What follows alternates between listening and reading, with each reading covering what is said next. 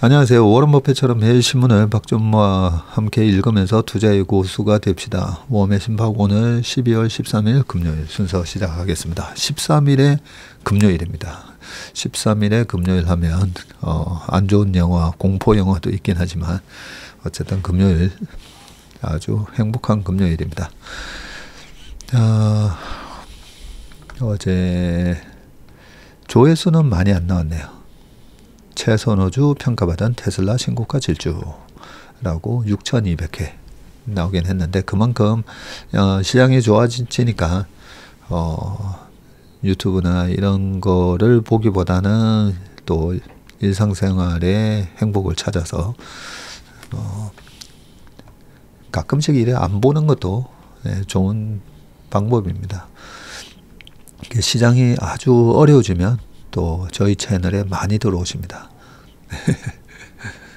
그 전날 보면 강달러 매도 보고서 그 전에 비투족 서울의 밤 날벼락 이럴 때 보시면 21,000회, 14,000회 그 전에는 또 18,000회 이렇게 돼 있는데 이 조회수만 봐도 이제 투자 심리가 느껴지죠. 약간 푸콜레이쇼랑 비슷하네요. 보니까 그렇네.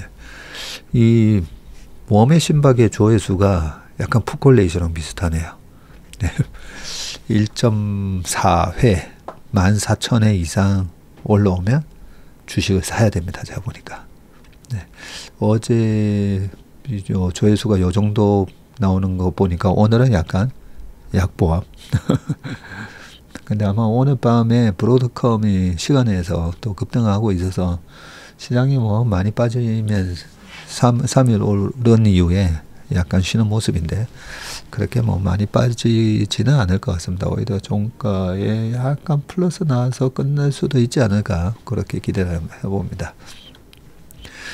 자, 하지만 어제 댓글은 참 좋은 댓글 많이 남겨주셨습니다.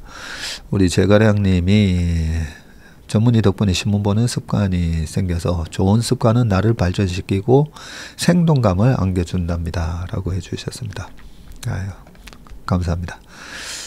그리고 우리 또이양님이 전문의 벌써 목요일입니다. 마음에게 쉼을 주고 싶을 때 박봉수님의 시집을 꺼내서 한 편씩 읽어보곤 합니다.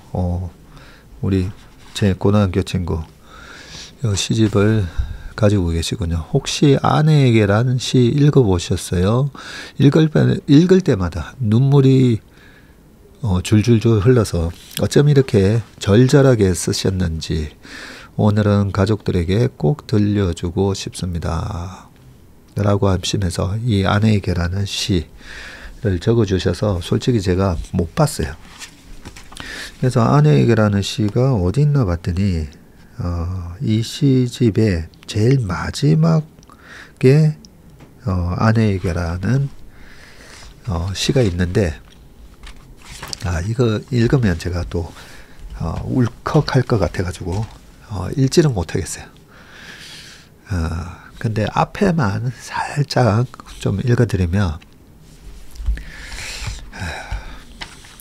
천년 전 우리 네 식구가 너무 좋아서 우리 네 식구가 한 번 더 모여 살자 했다던 그래서 우리가 지금 이렇게 만났다는 당신의 말을 내 본적지 합천군에서 발행한 혼인신고서 날짜가 0997년이라 되어 있는 걸 보고 나는 믿었다.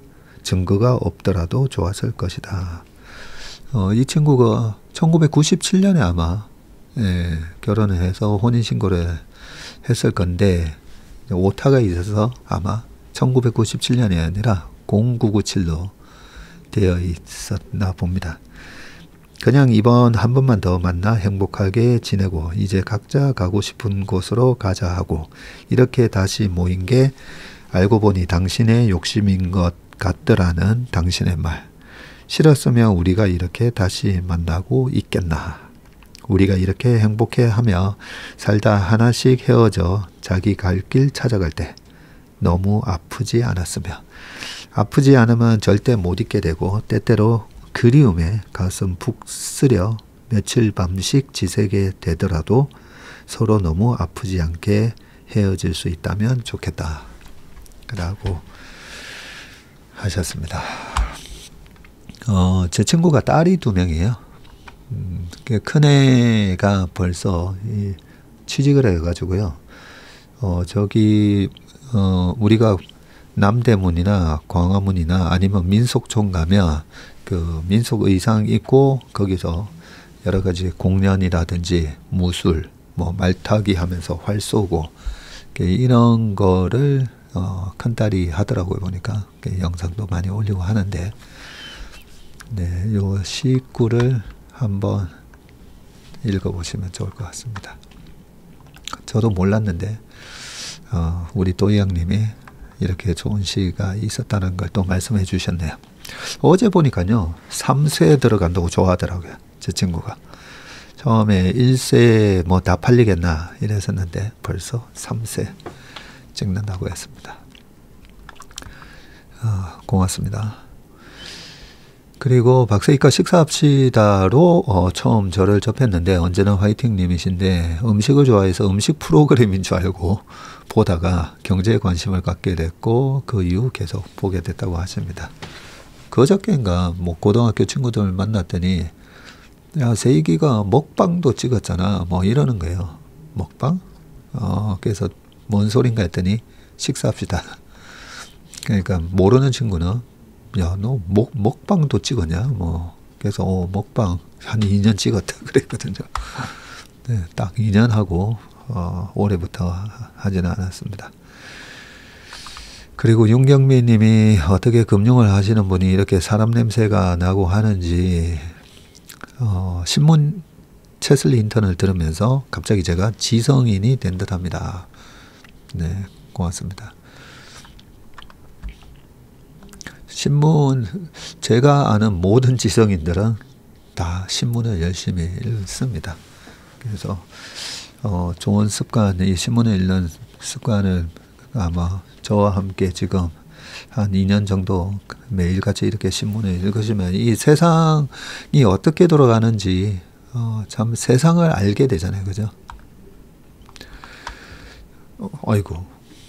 그리고 어젯밤 꿈에 체슬리가 저희 은행에 펀드랑 IRP 판매한다고 운용회사로 등재되어 기쁜 마음에 사진을 찍었는데 전문인과 우리 어스 식구들과 공유할 방법이 없어 발을 동동거렸던 게 선명하네요. 이제 꿈에서까지 나타나니 저는 체슬리 찐팬인가 봅니다. 라고 하셨습니다. 네, 은행에서 근무하시는가 보다 그죠? 네, 근데 이게 예지몽이에요. 제가 보니까 저희가 지금 로봇 어드바이저 개발해서 테스트하고 있거든요. 그 테스트가 끝나면 내년 아마 빠르면 한 5, 6월 늦어도 내년 가을에는 은행에 아마 이 IRP용 로봇 어드바이저가 은행이나 증권사에서 판매가 되지 않을까 그런 생각을 합니다. 우리 권정아 님이 서론을 좀 더 길게 부탁드립니다. 라고 해주셨습니다. 너무 길게 하면 안 됩니다. 또 이렇게 구간을 이제 잘라서 하라는 그런 아이디어도 해주셨습니다. 질문이 하나 들어오셨는데요. 이 질문 답드려야 되겠네요. 아주 예전에 주식 투자는 제로섬 게임인가 아닌가 이런 주제로 얘기를 했던 기억이 있는데요. 거래 상대자보다 더 잘해야 더 큰 수익을 올릴 수 있기에 모두가 윈윈하기는 사실상 힘들다는 생각인데요. 제 의견은 어떤가 물어보셨습니다. 이 주식 투자는 제로섬 게임이 아니라고 하잖아요. 근데 저는 옛날부터 주식 투자는 제로섬 게임이다 라고 생각을 합니다. 솔직히 이게 그 30년 동안 장기적인 성장을 하며 모두가 윈윈이잖아요. 그런데 어떻게 제로섬 게임이지? 이렇게 생각하실 수가 있는데 이걸 시계열을 100년으로 이렇게 해보면 100년도 아니고요. 40년 동안에 살아남는 기업이 5%밖에 안 된다. 뭐 이런 얘기도 있거든요. 그래서 예를 들면 그렇습니다. 2007년, 8년, 9년 이때까지만 하더라도 삼성 엔지니어링 마스터 해버 종목이었어요. 그랬던 삼성 엔지니어링이 다시 90% 박살이 납니다.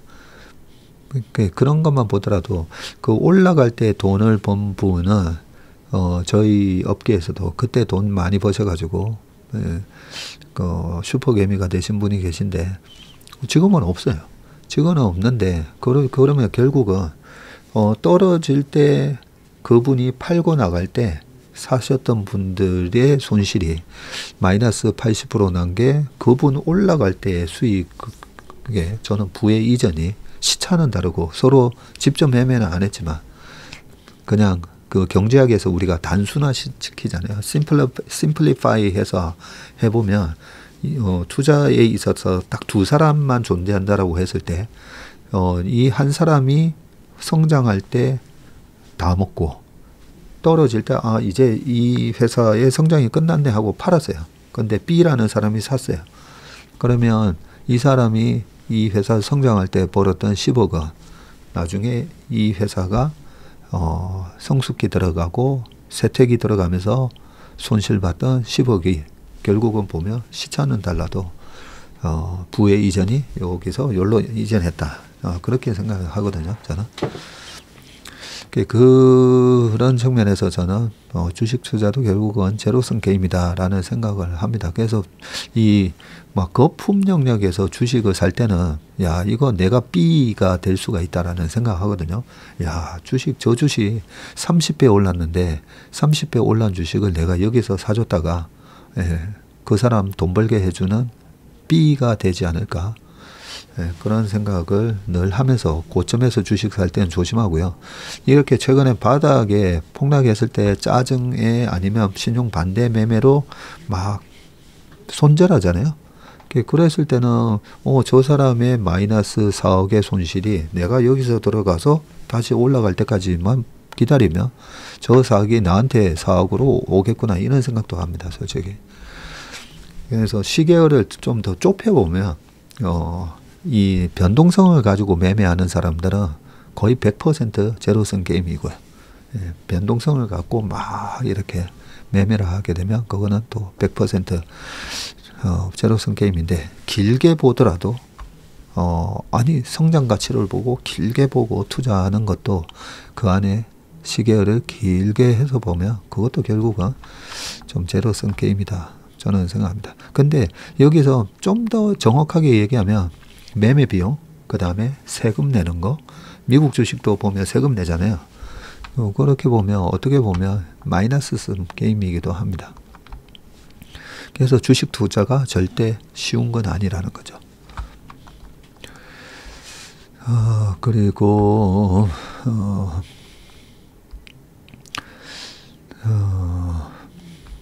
우리 바쌈님이 어떤 책에서 감동은 에너지라는 이야기를 읽은 적이 있는데 오늘 전문의 덕분에 에너지가 충전되는 느낌입니다. 이렇게 해주셨고요. 우리 하재민 님이 아까 그 말씀을 하셨군요. 이렇게 서론하고 신문으로 넘어가는 걸 좀 구분지어서 유튜브에 보면 그죠. 이렇게 선이 밑에 시간 딱 클릭해 보면 딱딱딱 이렇게 매듭이 나눠져 있는 걸 진짜 많이 활용하시면 될 것 같습니다. 하재민 님은 차트 정석도 열심히 듣고 계시군요. 시화세 님이 진정으로 한국 가면 꼭 찾아뵙고 싶어요 라고 하셨습니다. 네, 오시면 꼭 말씀 주십시오. 일본에 오사카인가 어디 계시잖아요. 그죠?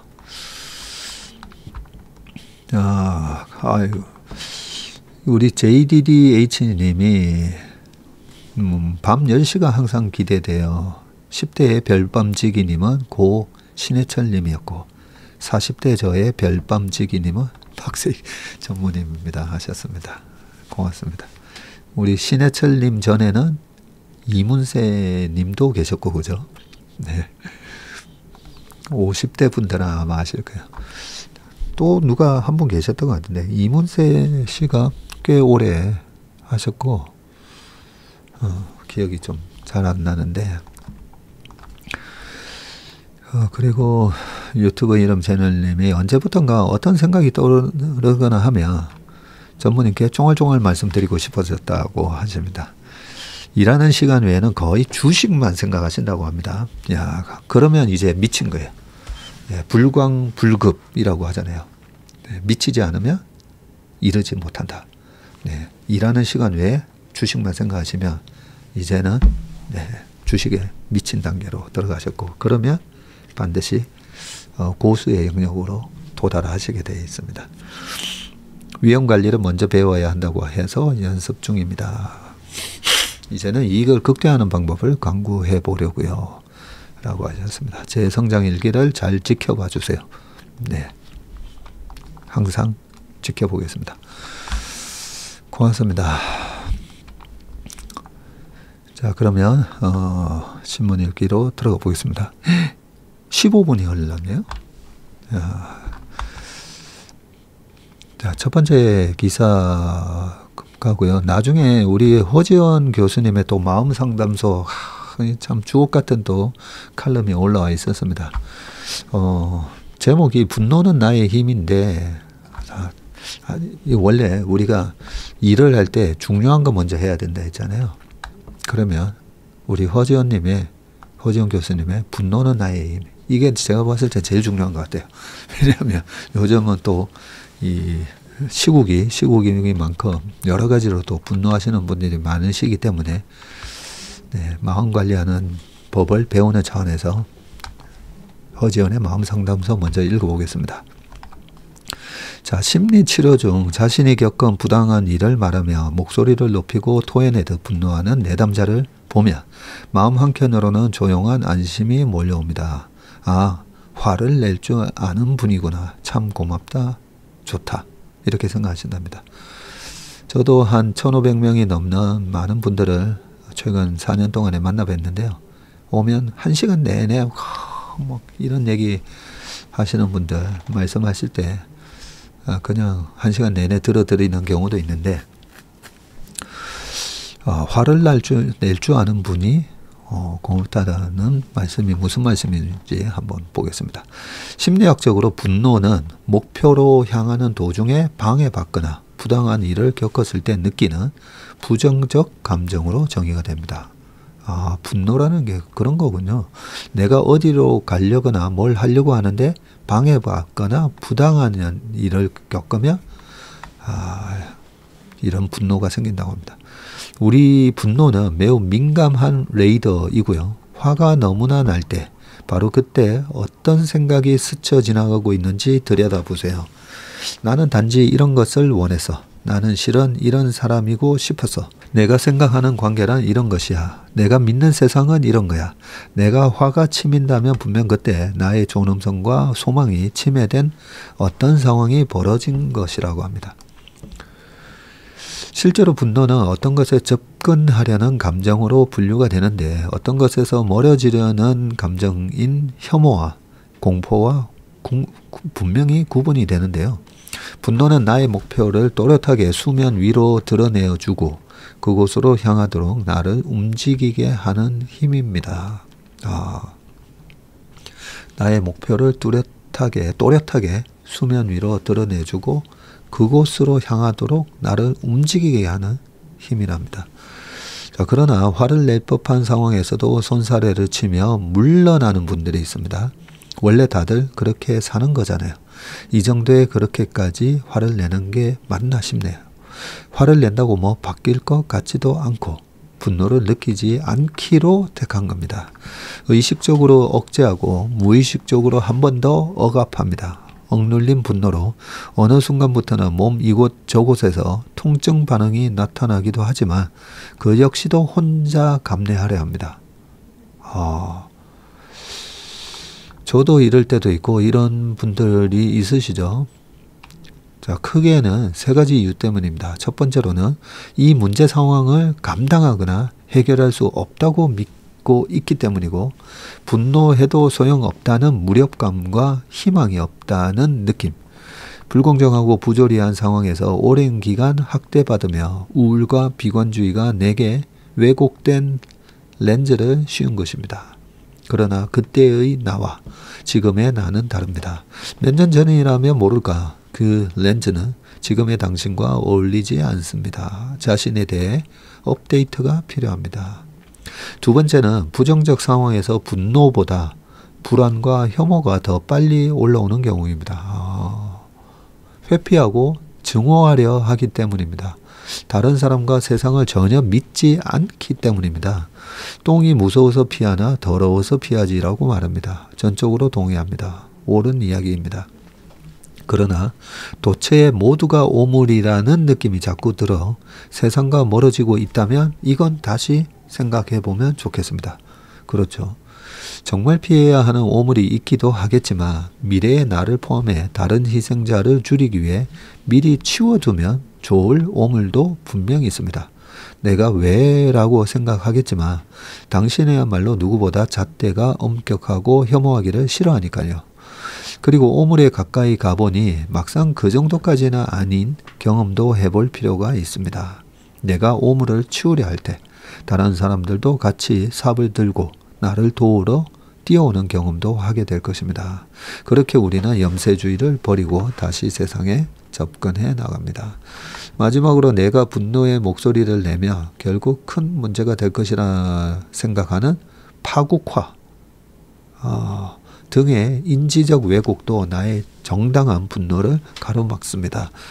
그러나 당신이 분노하는 방식은 파괴적인 반응이 분명 아닐 것입니다. 당신은 자신뿐 아니라 다른 사람을 대신해 노여워할 줄 아는 사람이고 무엇보다 어느 방향으로 어느 만큼 분노해야 하는지를 알고 화를 낼 것입니다. 실제로 파괴적인 적개심과 정당한 분노는 다릅니다. 여기 다르다는 거죠. 파괴적인 적개심하고 정당한 분노 다릅니다. 분노는 누군가를 해치거나 절망하게 하는 감정이 아닙니다. 참 중요한 말씀을 해주셨네요. 연구에 따르면 화나 있는 사람들은 오히려 분석적, 객관적으로 상황을 바라봅니다. 옳고 그름에 대한 판단도 또렷해지고요. 얼마 전 발표된 한 연구에서도 화나 있는 사람들은 어려운 문제들을 더 잘 풀어나가고 미래를 대비하는 행동을 더 많이 하는 것으로 나타났습니다. 그렇게 우리는 노여워하며 앞으로 나아갑니다. 더 멀리까지를 바라보고 더 많은 사람을 살피고 마침내 연결됩니다. 당신의 분노에는 아직 아무 문제가 없습니다. 회피와 혐오, 증오가 문제랍니다. 오늘 참 또 중요한 거 하나 배웠네요. 분노에는 아무 문제가 없고요. 회피, 혐오, 그리고 증오가 문제입니다. 분노에 대한 그간의 잘못된 믿음이 문제입니다. 분노를 일으키는 불의가 문제입니다. 그렇죠? 노여워한다는 것은 내가 사랑하는 것이 아직 남아있다는 것이고 나의 힘을 믿는다는 것이고 다다라야 할 지점이 있다는 것이고 연결되고 가까워지고 싶다는 것입니다. 귀중한 것을 지키기 위해 마음껏 노여워하세요. 당신이 정당하게 분노할 때 무슨 일이 일어나는지 이제 지켜보세요. 다른 사람과 세상을 좀 더 믿어보세요. 나의 분노가 지나간 자리에 응원군이 도착합니다. 내가 지켜낸 나의 존엄성과 사랑하는 사람들과 이름 모를 과거와 미래의 사람들이 연결되어 다시 당신을 지키러 옵니다. 네. 자, 회피와 혐오, 증오가 문제다. 저는 이때까지 분노에 대한 저의 매뉴얼이요. 보통 뭐 회사에서도 그렇고 아니면 가정에서도 그죠. 분노할 때가 있죠. 말 그대로 화가 날 때가 있잖아요. 근데 이 화가 났을 때 그 화를 건설적으로 화를 내야 되는데 화를 잘못 내다 보면 이 사랑하는 사람과의 관계가 깨지고요. 나의 존엄성도 깨져 버립니다. 그죠? 화를 잘못 내면. 그래서 화를 내는 거에도 기술이 필요하구나 라는 생각을 했습니다. 그 The Art of Love라고 해서 에릭 프롬의 사랑의 기술 많은 분들이 아시잖아요. 솔직히 저는 그 책을 제대로 읽어본 적은 없습니다. 근데 제목을 보면서 사랑에도 기술이 필요하구나 라는 걸 알았고요. 그 기술이 우리가 보면 좋을 때만 좋다가 하지만 그 사랑하는 사람과 또 직장 동료들과 아니면 매주 같이 이렇게 공을 차는 사랑하는 동생들 하다 보면 중간중간에 화날 때 있거든요. 그런데 그 화가 났을 때에 어떤 기술적으로 하는 게 중요한데 그것까지 다 얘기하다가는 한도 끝도 없을 것 같네요. 네. 저는 이제 화를 내는 방법 중에 하나가 정말 화를 내는데 아까 요 교수님 말씀처럼 내가 생각하고 있는 방향이 있다고 했잖아요. 목표. 이렇게 가야 되는데 왜 이렇게 안 가지? 거기에 대한 설명을 해줘야 되는데 그랬을 때의 방법이 아니 이 자식이 하면서 옛날에 고등학교 때 참 저도 참 많이 맞아가지고요. 그게 아직까지도 마음에 상처가 많이 되어 있거든요. 그러지 않고 좀 다른 방법으로 훈계를 하셨더라면 이런 생각하잖아요. 그래서 저 같은 경우에는 절대 이제 화가 나도 단독적으로 얘기합니다. 1대1로 일단 그러면 방에 들어와서 얘기 좀 하자 하고 해서 1대1로 다른 사람 앞에서 면박을 주지 않는다. 뭐 회사에서도 마찬가지입니다. 막 화가 날 때가 있죠, 보면 있는데 1대1로 불러서 아까 왜 그런 말을 했고 왜 그런 행동을 했는지 그렇게 이제 얘기를 하면 그 문제 해결이 되는데 우리 회사의 회사 분위기는 이렇고 이런 걸 가야 되는데 너는 왜 그렇게 했냐. 그 부분이 건설적으로 얘기가 되는데 화가 난다고 해서 여러 사람 앞에서 야 이 자식아 뭐 이렇게 해야 되잖아요. 네, 그러면 돌이킬 수 없게 됩니다. 면박을 당한 그 직원들도 마음의 상처를 입게 되고요. 좋은 칼럼을 읽고 괜히 제가 쓸데없는 얘기를 했는데요. 어쨌든 분노하는 것 자체는 좋은 것 없는 겁니다.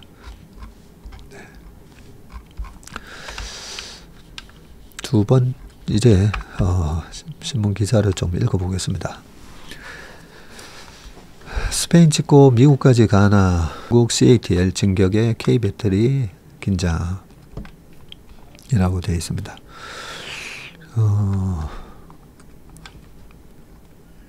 최근에 우리나라 배터리 기업들의 주가가 LG엔솔만 보더라도 이제 바닥 잡았나 약간 그런 느낌들 들거든요. 뭐 다른 주식들 중에도 뭐 이 정도 빠진 거는 너무 많이 빠졌다 떠는 주식이 있고 어떤 거는 정말 말도 안 되는 나중에 다 밝혀지겠지만 참 말도 안 되는 그런 게 있었다라고 느껴지는 주식도 있습니다. 그래서 지금도 사면 안 된다는 그 생각이 드는 주식이 있거든요. 그런데 우리나라 K배터리를 이렇게 많이 빠졌을 때 살려면 이 경쟁사의 최고의 경쟁사가 CATL이잖아요. 그 CATL에 대한 동향을 잘 살펴봐야죠. 한번 보겠습니다. 중국 배터리 업체가 글로벌 영토를 확장하면서 K배터리와 경쟁이 격화하고 있습니다. 세계 배터리 1위 제조사인 CATL이 유럽 내 생산 시설을 확대하는 동시에 미국에도 공장 건설을 추진할 수 있다는 전망이 나온다고 합니다. 전기차 캐점 역량으로 실적 부진에 시달리는 한국 배터리 제조사들은 시장 점유율 사수의 비상에 걸렸고요. CATL이 세계 4위 완성차 업체인 이 스텔란티스와 손잡고 스페인에다가 LFP 배터리 공장을 짓는다고 발표했네요. 양사는 5대5 지분으로 41억 유로를 투자를 하고요. 50기가와트시 규모의 배터리를 생산할 수 있는 공장으로 연간 전기차 약 70만 대를 생산할 수 있는 규모라고 합니다. 26년 말 완공 예정이고 독일, 헝가리에 이어 CATL의 유럽 내 세 번째 공장이라고 합니다. 유럽이 중국 배터리에 대한 의존도를 줄이려고 노력해 왔지만 가장 큰 희망인 스웨덴 노스볼트가 파산을 신청하면서 좌절이 됐고 CATL을 비롯한 중국 배터리사들은 이 저렴한 LFP 배터리로 유럽 등 글로벌 시장 공략을 가속화하고 있습니다. SNE 리서치에 따르면 올 10월까지 글로벌 비중국 전기차 배터리 시장에서 CATL의 점유율이 26.4로 LG엔솔 25.9를 제치고 1위를 차지했습니다. 중국 빼고입니다. 같은 기간 국내 배터리 3사 점유율은 45.6%로 전년 동기 대비해서 2.7%포인트 하락을 했습니다. 누구죠? 정위친 CATL 회장이군요. 네. 세계 배터리 컨퍼런스에서 기조연설을 하고 있네요. 자, 관세 장벽을 우회하려는 CATL이 트럼프 2기 행정부 출범 이후 미국 현지 생산에도 투자할 수 있다는 전망이 나오고요. CATL은 미국 정부가 허용한다면 미국에다가 공장을 짓겠다는 입장을 밝혔다고 합니다. 정위친 CATL 회장은 우리가 미국에 투자하고 싶었을 때 미국 정부는 거절했다면서 앞으로 중국의 대미 투자에 열려있기를 바란다고 했고요. 미중 무역 갈등이 확대되고 있지만 트럼프 당선인은 중국 완성차 업계가 미국에서 공장을 짓는 거에는 열려있다는 입장을 여러 차례 밝혔다고 합니다. 그러게 트럼프 입장에서는 그래 미국에다가 공장 짓는다고 그러면 공장 지으라고 할 가능성도 있겠네요. CATL이 테슬라에 배터리를 공급한다는 점에서 머스크가 중재 역할을 할 가능성도 제기되고 그렇네요.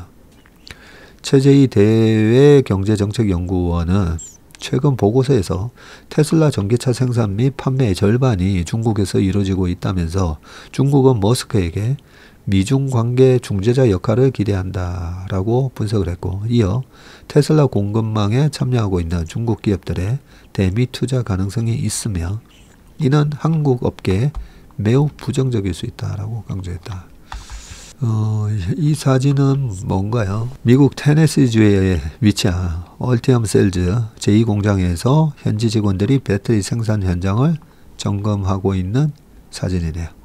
LG엔솔이 제공한 사진입니다. 자, 한국 배터리 업계는 긴장하고 있는데 전기차는 미국, 유럽, 중국이 3대 시장인데 당초 미국에서는 한국이, 중국에서는 중국이 유리하니 유럽에서 중국을 앞서면 K배터리가 이긴다는 구상이었죠. 그런데 중국이 미국에서 직접 생산하기 시작하면 시장 판도는 완전히 달라질 수 있다. 배터리 제조사들은 수년 전부터 미국 직접 투자를 확대해온 만큼 미국 시장을 선점해서 중국에 내주지 않겠다는 전략이고요. LG엔솔은 총 생산 능력이 53GW씩 규모인 애리조나주 단독 공장을 포함해서 미국에서만 지금 7개의 공장을 가동 중이거나 건설 중입니다. SDI는 스텔란티스와 합작한 인디애나주 한 공장을 이달 중 가동하고요. 이미 조지아주에서 공장을 가동 중인 SK온은 포드와 합작 공장도 내년에 가동됩니다. 중국 배터리사의 미국 투자가 현실화하려면 더 지켜봐야 한다는 시각도 있고요. 김세호 LG 경영연구원은 중국 배터리의 강점은 가격 경쟁력인데 미 현지에서 생산하려면 인건비와 그러네요. 환경 규제 등으로 지금과 같은 경쟁력을 유지할 수 있을지 의문이라고 했고요. 배터리 산업은 첨단 기술뿐 아니라 제조 능력도 중요한데 중국 업체가 미 현지에서 인력을 뽑고 교육하는 과정이 순탄치 않을 수 있다고 했습니다. 그런데 중국이 무서운 게 그 막대한 자금력으로 그래 뭐 당장은 수익 안 나도 돼 하면서 미국 시장의 점유율을 높이기 위해서 괜찮아 그럴까봐 이제 걱정인 거죠.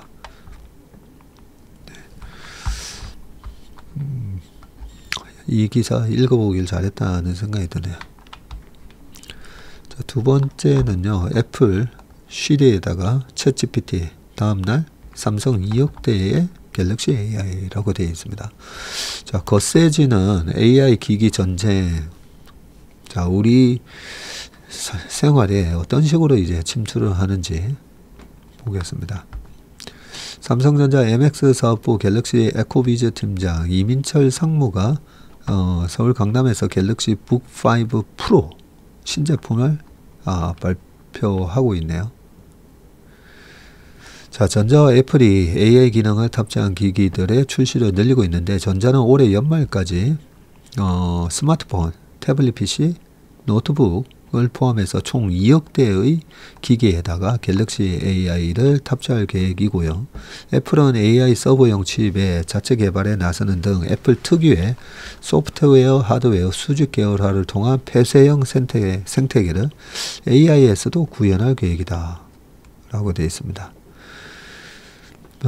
갤럭시 북5 프로에는 마이크로소프트의 AI 서비스인 이 코파일럿 플러스 PC 외에도 삼성이 자체 개발한 갤럭시 AI가 함께 탑재됐다고 하네요. 궁금한 이미지 또는 텍스트가 있을 경우 별도의 검색어를 입력하지 않고 원을 그리거나 드래그하는 방식으로 빠르게 검색할 수가 있다고 합니다. 상당수 AI 기능이 이 온 디바이스 방식으로 구동된다고 하고요. 갤럭시 북5 프로에는 신경망 처리 장치 이 NPU를 갖춘 인텔 코어 울트라 프로세서 시리즈 2가 쓰였다고 합니다. AI PC의 수요는 아직 크지는 않은데 올해 인텔, AMD, 퀄컴 등이 삼성전자, LG전자, 레노버, HP 등과 함께 이 AI 기능을 탑재한 노트북 PC를 시장에 선보였지만 오픈AI의 챗GPT 이후 소비자들이 AI 가치를 체감할 만한 이 킬러 서비스가 나타나지 않으며 관련 수요도 정체된 상황이라고 합니다. 그럼에도 삼성, 인텔 등은 빠르게 신제품을 내놓으며 시장의 문을 꾸준히 두드리고 있고 장기적으로는 PC 시장이 결국 AI PC로 전환될 것이라고 보기 때문이고요. 이미 학생, 직장인 등 젊은 층 중심으로는 생성 AI 서비스를 일상 업무에서 쓰는 것이 흔한 일이 됐다면서 AI 이전으로 다시 돌아가기는 불가능할 것이라고 말을 했습니다. 애플은 새로운 애플 인텔리전스 기능을 더한 iOS 18.2 등 아이폰, 아이패드, 맥북용 운영체제를 출시한다고 밝혔고요. 가장 주목받는 건 음성 비서 쉬리와 챗GPT의 통합이고요. 쉬리에게 요청한 작업이나 질문 중 복잡한 거는 챗GPT를 활용해서 답을 한다고 합니다. 오픈AI의 최신 모델인 GPT-4o가 쉬리에 통합돼서이고요. AI 장문이나 이미지 생성도 챗GPT 앱을 설치하거나 계정을 만들지 않고 쉬리를 통해 할 수 있다고 합니다. 이외에도 사용자 맞춤 이미지나 이모티콘을 만드는 젠모지, 이미지 플레이그라운드 등의 AI 기능도 추가가 됐고 아이폰 16의 한국어 AI 서비스는 내년 4월 이후 가능할 것으로 보인다라고 되어 있고요. 관건은 아이폰 16의 이 시리즈 교체 수요인데 기존 아이폰 16 시리즈는 지난 9월 출시됐지만 정작 주요 AI 기능은 이번에 적용됐다고 합니다. 전자가 내년 1월 AI 기능을 업그레이드해서 갤럭시 S25 시리즈를 공개할 예정이라서 양사의 AI 폰 경쟁은 이제부터 시작이라고 합니다. 한편 이날 디인포메이션 등 외신은 애플이 미국 브로드컴과 AI 서버 전용 칩을 만들고 있다고 보도를 했고요. 외신은 특히 애플이 AI 반도체 시장을 독점하는 엔비디아에 의존하지 않고 AI 데이터를 처리하기 원한다고 보도했습니다. 중요한 얘기가 하나 나왔어요. 브로드컴은 통신 네트워크 칩 강자로 구글 등의 AI 반도체를 제작했고요. 그러나 애플은 일부 네트워크 기술에서만 브로드컴의 힘을 빌릴 뿐 전체 칩 설계는 외부에 노출하지 않으려 한다는 것이고요. 또 애플은 챗GPT 등과 연결할 때 자사 비공개 클라우드에서 처리하고 사용자 데이터를 오픈AI에게 넘기지 않는 등 AI 서비스의 내재화에 노력하고 있다고 합니다.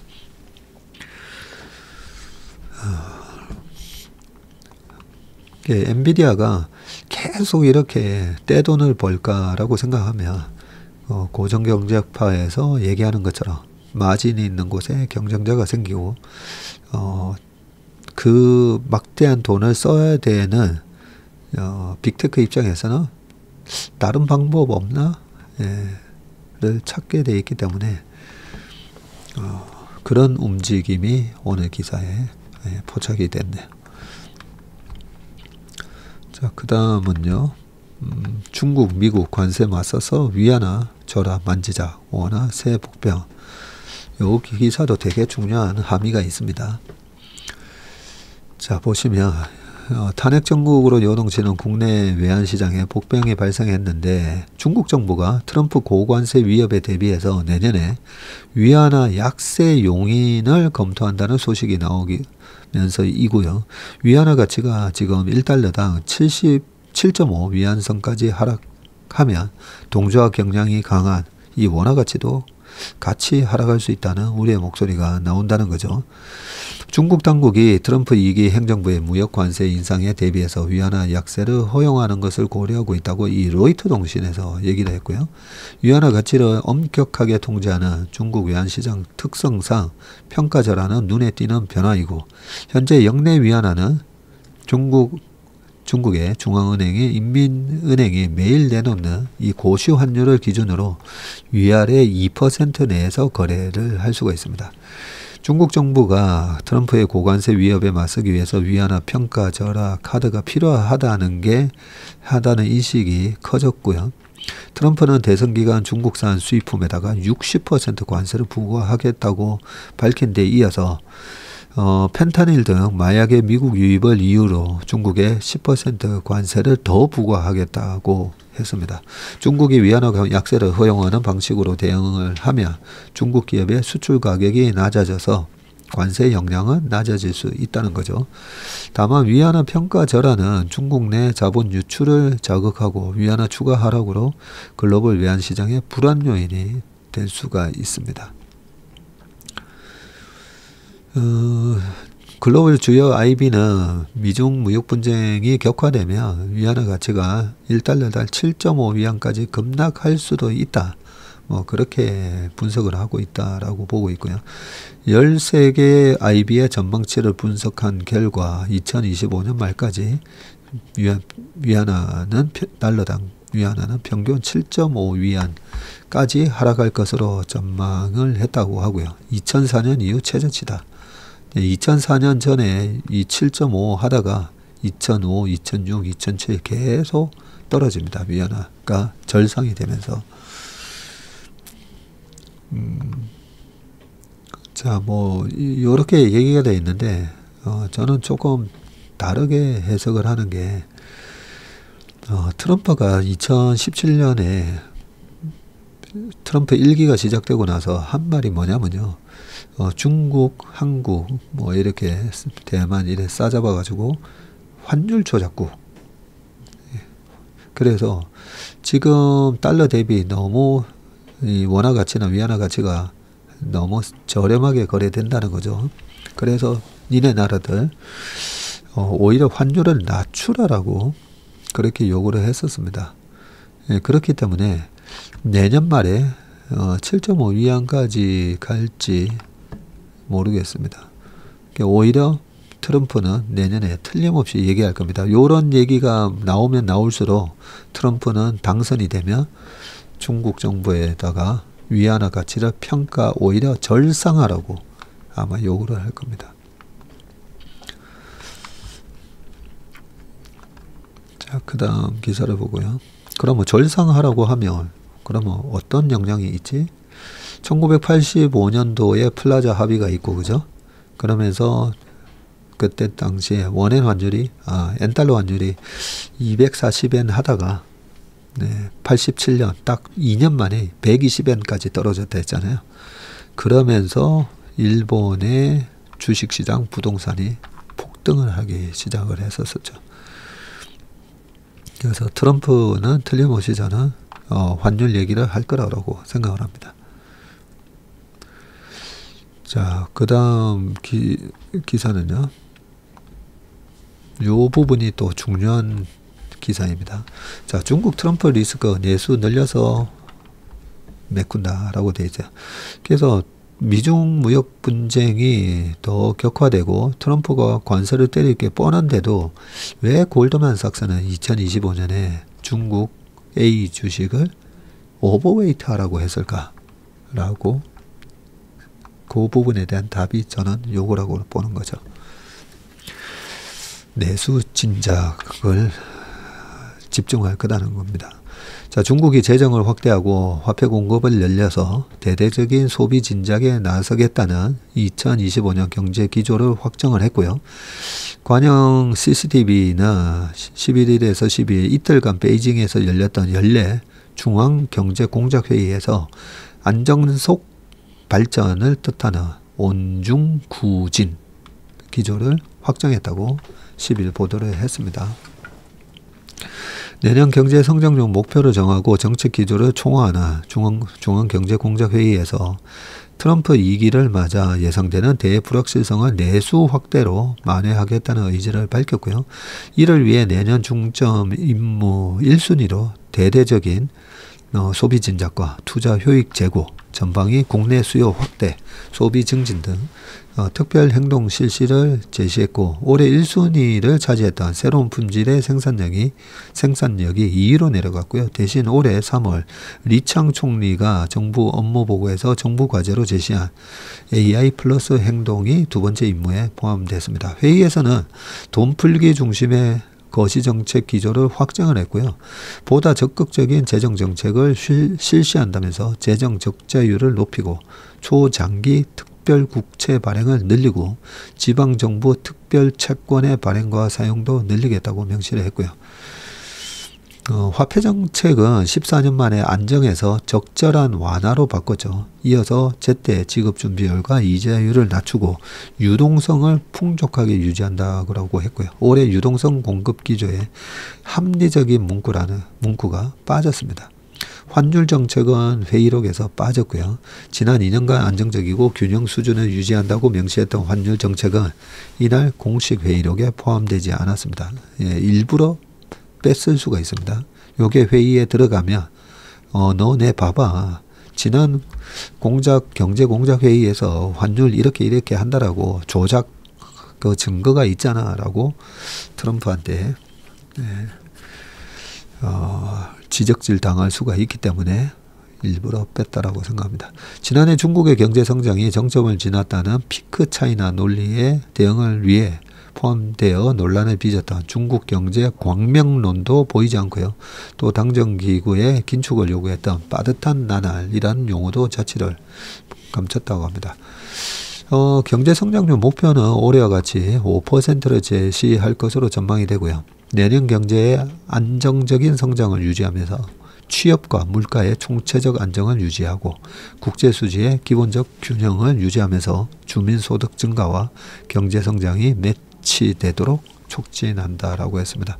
내년 중점 임무 순위는 내수와 산업이 자리를 바꾼 것을 제외하고는 개혁, 개방, 리스크관리, 도시와 지역발전, 그리고 생태, 민생 순으로 올해와 같았다고 합니다. 이날 확정한 2025년 성장률 목표와 내수 진작을 위한 구체적인 정책은 내년 3월 이 전인대 개막식에서 리창 총리가 정부 업무 보고를 통해서 공개한다고 합니다.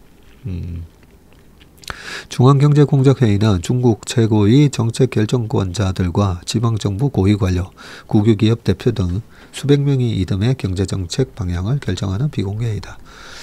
내년 요 3월 전인대에 대한 이 구체적인 숫자가 나오거든요. 그래서 어떻게 보면 그때까지 중국 주식이 좀 좋을 수 있겠다는 생각이 드네요. 자, 마지막 기사입니다. 너무 싼 한국 주식 지금 당장 사야 해. 외국인이 쓸어담는 종목을 원해. 저희가 외국인 현선물 데이터를 보면 이제 플러스로 막 돌아서려고 해요. 1일 평균 3천억에서 거의 5천억 이렇게 팔던 이번에 5천억까지 갔었네요. 월 1평균 5천억씩 때려 팔았었는데요. 지금은 보면 우리나라 지수는 이렇게 빠져 있지만 외국인 현선물은 플러스가 나기 직전에 와 있습니다. 자, 뭘 샀나 한번 보겠습니다. 비상계엄 선포 이후에도 예상과 달리 주식시장에서 안정적인 모습을 보이고 있는 것으로 나타났다. 예상을 잘못한 거죠. 우리나라 경제 난리 났다고 너무 이렇게 얘기하시는 분들 많았는데 그렇지는 않습니다. 오히려 외국인이 1878억 원어치 오히려 샀고요. 기관도 샀죠. 그리고 기관은 2조 5천억을 주워 담았고요. 5일 동안 4일부터 10일까지. 외국인은 지난 6일까지 매도세를 이어오다가 이번 주부터 매수세를 보이기 시작했다는데 선물을 보면 선물 많이 샀습니다. 그래서 현 선물을 같이 봐야 되거든요.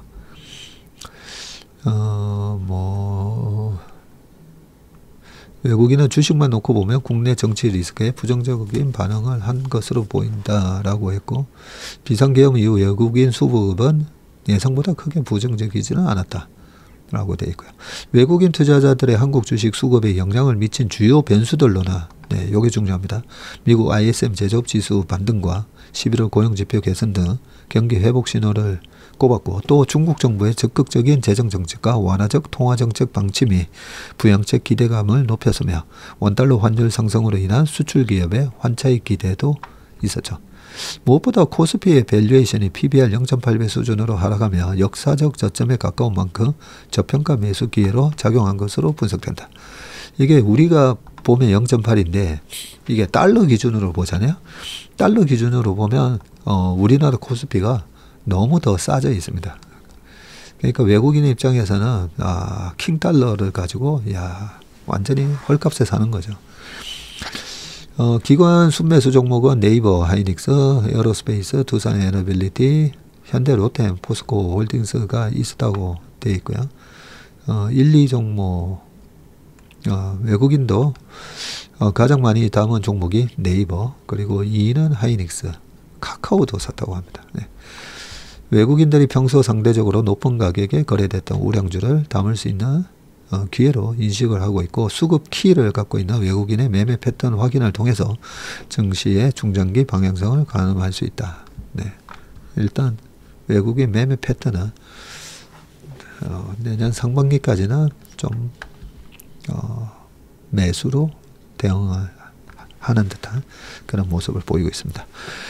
네, 오늘 웜의 신박은 여기까지 하겠습니다. 격동의 한 주를 지났는데요. 이번 주말은 정말 평화롭고 사랑과 행복이 넘치는 그런 한 주 되시길 바라겠습니다. 고맙습니다.